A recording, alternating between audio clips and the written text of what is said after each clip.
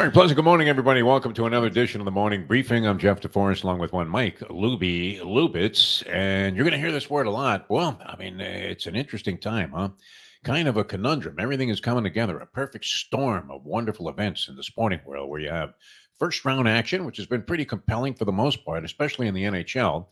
The basketball entries certainly got more interesting last night as we had a couple of teams reverse their form. Indiana was one, coming back from an abysmal performance and pasting the Milwaukee Bucks, who are playing without Giannis Antetokounmpo. And you thought, well, geez, how could they look that inept? And then you realize, you look at the Milwaukee Bucks and you're thinking, what's missing here? Antetokounmpo, and they have Doc Rivers as their coach. They're doomed. But the Pacers couldn't measure up. After game number one, did you see Rick Carlisle? We were talking about that a little bit, Louie. Rick Carlisle looked like he had been embalmed after game one. When the Pacers, who were a high-flying unit, scoring 140, 150 points a game, they were knocking on the door of winning that in-season tournament, the fabled in-season tournament. I bet a lot of you out there are just counting the days until the next one starts, right? You're thinking, you know what? I don't know about this playoff thing and crowning a champion and the Larry O'Brien trophy. I can't wait for November 15th when the in-season tournament starts. I've already got my tickets for the game, and they got that virtual court, so they have all kinds of crazy lighting effects. That'll be fascinating. The Lakers actually hanging a banner in the rafters there, and that may be the only thing that they win, because unfortunately for them, even though they have chances and aren't really that far from being among the better teams in the West, in spite of the fact that they ended up there in the 9th spot in the regular season standings, still, I mean, they're always going to be dangerous, except for the fact that they drew the Denver Nuggets. But that was fascinating. And, of course, we had NHL action. But I have to begin with this. I always love the apology. You're going to hear that, and you're going to hear the word pivotal a lot during the next couple of weeks, next month or so, because in our opinion, and I know you agree with me on this, Lubie, I don't know that you always did, but people start talking about, well, a pivotal game 5 is on tap here, and that's going to be taking place in Phoenix. All games in the postseason are pivotal, are they not? Yeah. Every single fucking one of them. Game 1 is pivotal. You win game 1, you're in good shape. You only need to win 3 more. Yes. The team that lost game 1, they're in bad shape. They're up against the wall because nobody wants to go down 0-2. And then you start seeing all the statistics being rolled out. Well, never has a franchise come back from 0-2 when they've lost the first 2 games on the home wood. And it's only happened 17% of the time that the visiting team ended up winning the games. It's kind of crazy. You get all in that minutia and numerology. But bottom line is every game is pivotal in the postseason. Mm-hmm. Those 2 games at the Philadelphia 76ers, one in which most people thought they got robbed in, those are crucial. It's not even pivotal. It's more like critical. And they find themselves on the critical list, although it's still entirely possible that they might be able to overcome. Even the referees, the league had to issue an apology. Did you see what happened? Tyrese Maxey, if you watch that sequence, Lubie, on that possession, when DiVincenzo ended up knocking down a 3-pointer after missing a breaking one earlier. Brunson bricked a shot. DiVincenzo bricked a shot. Mad scrum on the floor. And then subsequent to DiVincenzo making that 3-pointer, the Philadelphia 76ers try to inbound the ball. The guys holding it. They might have been guilty of a 5-second violation there, but I don't think they start to count. It's kind of like the count in the Dempsey-Tunney fight. 9, 10, 11, 12. You all right? You okay? So it turns out, if you look at Maxey in that sequence, Brunson grabs his jersey. I mean, I don't think I've seen that much violence in New York since they were shooting the original version of The Vigilante with Charles Bronson, where he was being confronted in all these subway cars, and he ended up like blowing everybody away, and then they put the gun away. Nobody said anything, and he just walked off into the sunset. Unbelievable. But yeah, I mean, this guy was absolutely annihilated, and then is on the floor and they're kicking the shit out of him. I mean, it really looked ugly. And, of course, no calls whatsoever. They just give the ball back to the New York Knicks and allow them to win the game. Is the fix in on the Knicks? Is it possible? I mean, is this Patrick Ewing in the draft all over again? Oh, we got 1 ball left. Guess whose it is? It was bad. Supposedly, like, Nurse ran the length of the court to get a timeout. Was like yes. in the ref's face. You could clearly see him doing that on the video. The players were trying to get a timeout. And it would have made sense. They could have moved the ball to half court. Even if there's a steal, the Knicks literally got They got the steal, bricked the three, got a rebound, and made a three. Like, if they had to go the length of the court, it would have been a whole different ball of wax. And honestly, you see the ball stolen way less because you can take it in the front court Yes. and then still throw it back. So you have so much more room to work with. It was very bad, and it screams fucking fix. Like, the fact that in the situation where you always commit a foul, in the situation where there was blatant fouls, and they usually just call a foul before a foul's even happened to save time for the team that wants to foul. You called nothing. It was bad. It was really bad. And game one wasn't like, I get it. You get a lean. They've been letting the Knicks do whatever the fuck they want, and it's weird because this is a different era in basketball, and they don't, no matter home, away, the Jordan treatment doesn't exist. There's no one that gets the ref whistle favorable, good or bad, like that. It's been fucking, this series has been pretty blatant, and it's funny that they do that stupid ass report, and it's like, okay. Like, what is the point of that report except to admit off. total futility and add to the frustration of the Philadelphia 76er fans, or whichever team happens to get screwed? Yes. The post-game report by the NBA officials doesn't seem to do any good because they should have it like when the referee gives the instructions before the fight. You could see this. We're not going to call any traveling. Don't worry about a double dribble. You'll be able to, that Euro step, you're allowed 10 steps. Change pivot feet as much as you want. And they should just look at one team because one team's going to get away with it the entire night, and the other team is going to get completely screwed. And you see the imbalance sometimes in the number of free throw tries and attempts that are given and doled out by the officials. But that being said, you still had some decent action in that game. And the pace has picked up. The early games, the first day of games, it was all brick fest. My God, you needed a Mason card to get into the arena if you were one of the players. How long have you been laying bricks? Long time. And recently, though, at least we have some competitive games and maybe some surprises. Indiana, as we said, turned their fortunes around against the Milwaukee Bucks, dominated 125-108 last night. The Dallas Mavericks, that was an interesting game. LA Clippers, without Kawhi Leonard, they win. LA Clippers with Kawhi Leonard, they lose as Luka Doncic went crazy. Luka Doncic goes nuts in this ballgame last night, 96-93. Dallas evens up the series by taking a game on the road, now holds the home court advantage.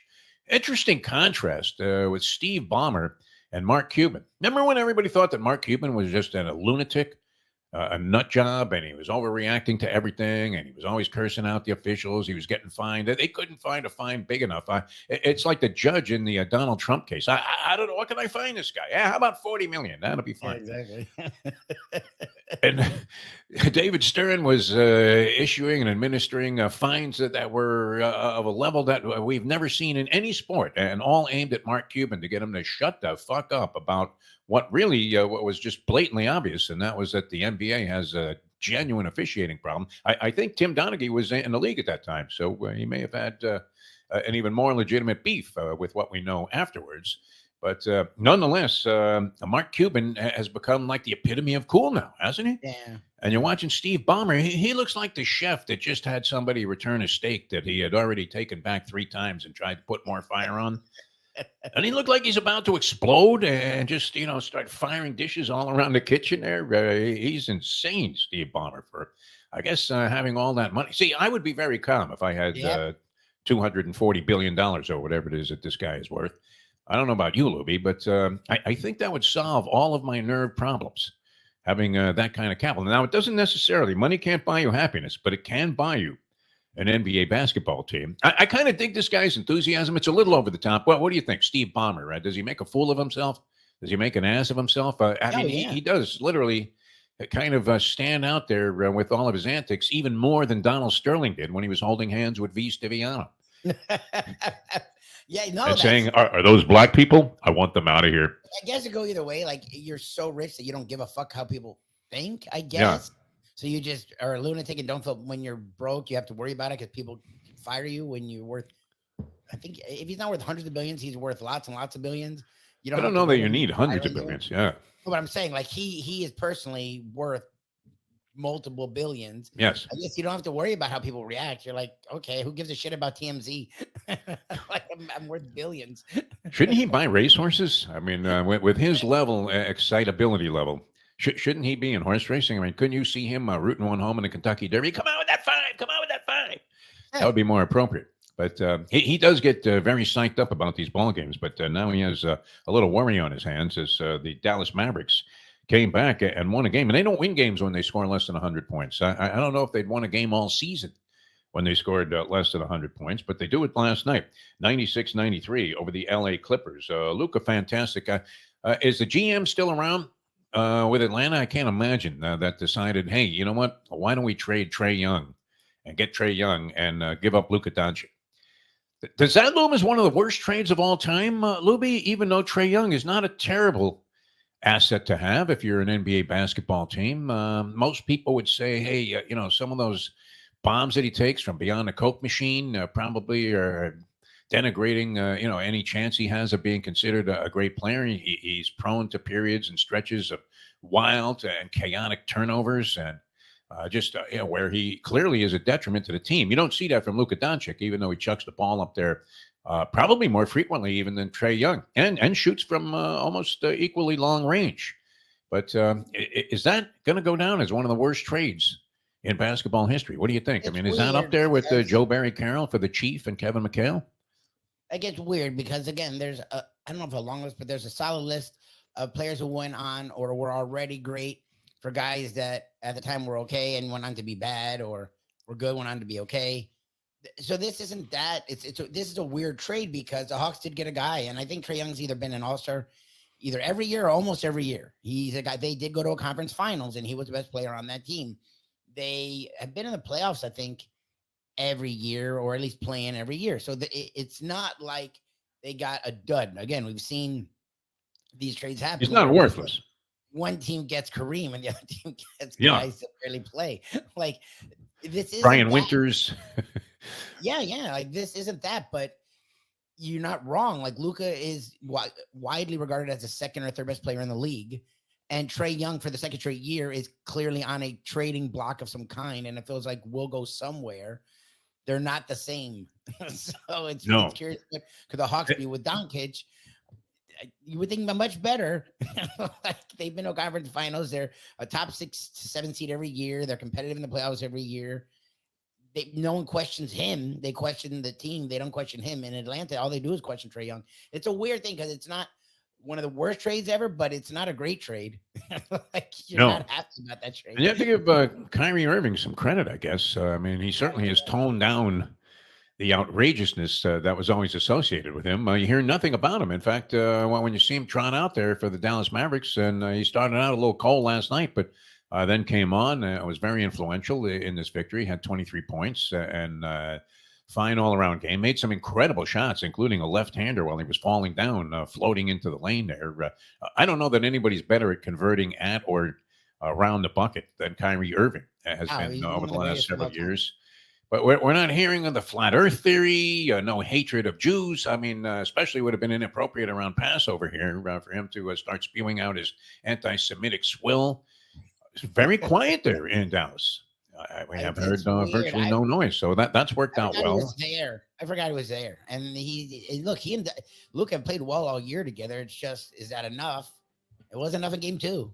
That's for sure. Yeah, and they were the best team in the game coming down the stretch there. Right? They had a phenomenal run there. I think won like 16 of their last 18, so something along those lines. So they were red hot at the end of the season. So that series evens up at 1 apiece, and Dallas wins that 96-93. Phoenix looks like it's in trouble. The championship ring thing, I guess, is going to come up, and it came in a hybrid season when they were in the bubble, and the Los Angeles Lakers didn't have to worry about traveling or anything like that. And they managed to beat the Miami Heat team that, as you've pointed out many times, was decimated by injury by the time they got to that final series.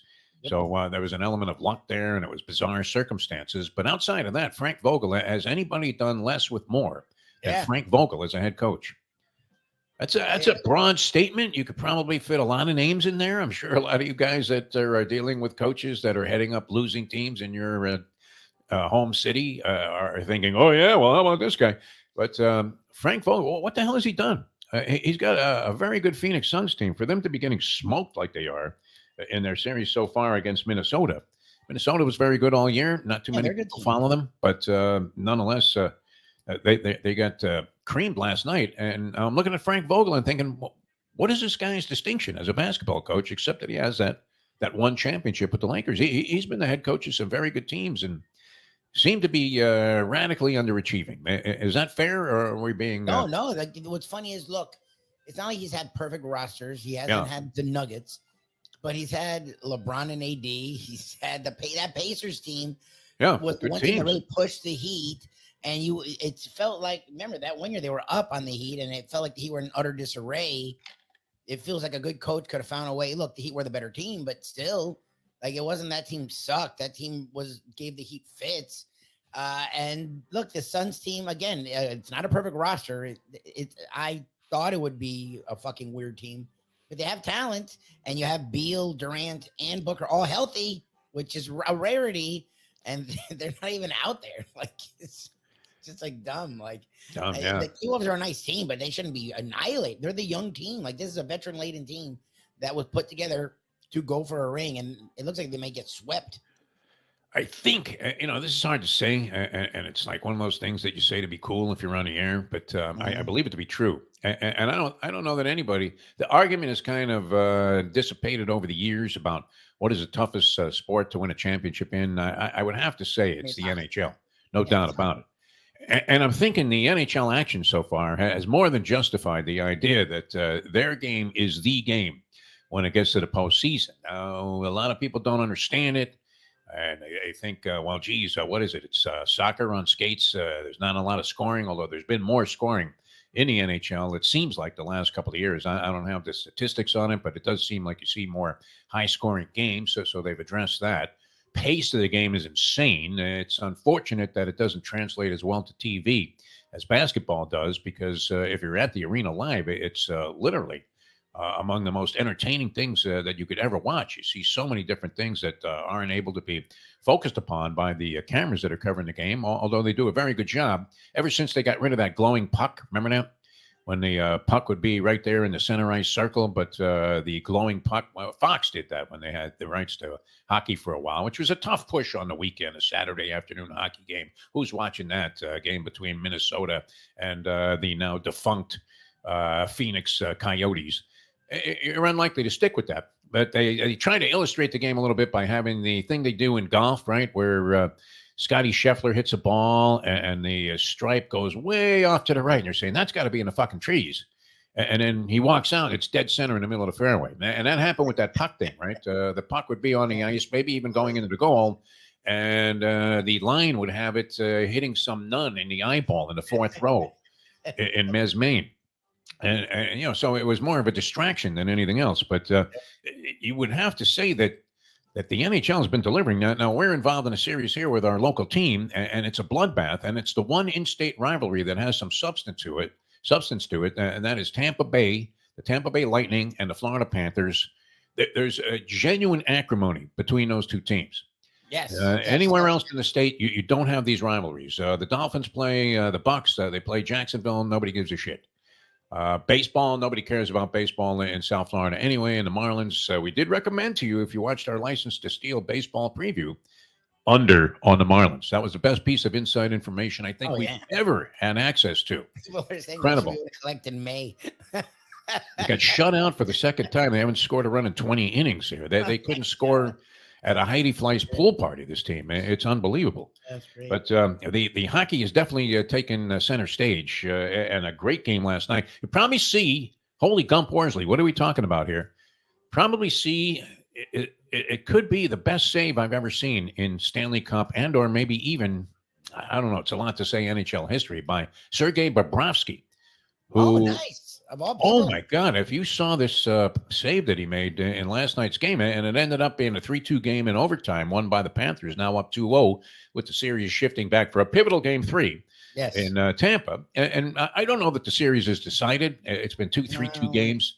So very tightly contested here in the games that were played in the Panthers' home arena. But wow, this save, he's completely like face down on the ice after trying to stave off a shot that was going in on the left side of the goal. Action was over there. Puck kicks out to a wide open. It was, I don't know if it was Stamkos, but one of the better players on Tampa Bay, high scorer. And guy's got point blank range, wide open net. Bobrovsky gets up from being face down on the ice, flips himself over and makes a diving save on the other side. A shot. This shot could not possibly have missed the net. And Bobrovsky stops it. And Vasilevsky, the Tampa Bay goalie, was equally brilliant in this game. But this may be one of the great saves ever in not only Stanley Cup history, but maybe even NHL history. So that one goes to a 2-0. The Rangers are up 2-0 on Washington. Washington made it close. They got to 4-3. Had some chances there when they had the 6-on-5 at the end of the game. I always love that man scrum that takes place. So very compelling game there in game 2. Colorado came back, beat Winnipeg. They had given up 7 goals in the previous game. They shut them down to 2. And the Avalanche, who a lot of people like to win the Stanley Cup not that long ago, win that one 5-2. So that series even up at 1 apiece. And also your Vancouver Canucks, Lubie. Your Vancouver Canucks go down to Nashville.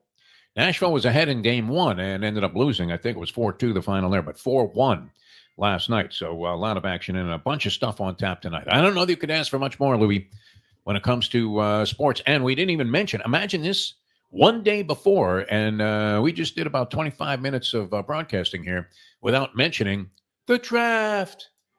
The draft. Are you finally going to give the fans what they want on this show, Lubie, and unveil your mock draft all the way through the 7th round, including Mr. Irrelevant tomorrow on the program? That'll take, about a half hour for you to rattle off all the names. Are you going to unveil all 270 or whatever they are picks of your mock draft? I guess it's what? You got 32 teams. So we got, is that 216? What would that be? 32 teams, 7 rounds. It's 21 and... It'll take fucking forever. Oh my God, man, 14.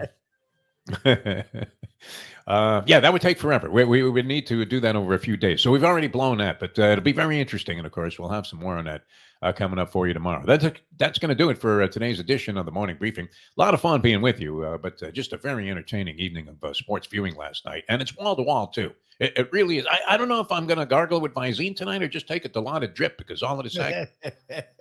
And you can bet on it, every aspect of it. So enjoy it, fans. For Mike Lubie Lubitz, I'm Jeff DeForest. Thanks so much for tuning in, enjoying the surge that we're seeing in people that are viewing us on Caffeine TV and NoFilter.net. And we'll catch you tomorrow with our mock draft edition of the Morning Briefing.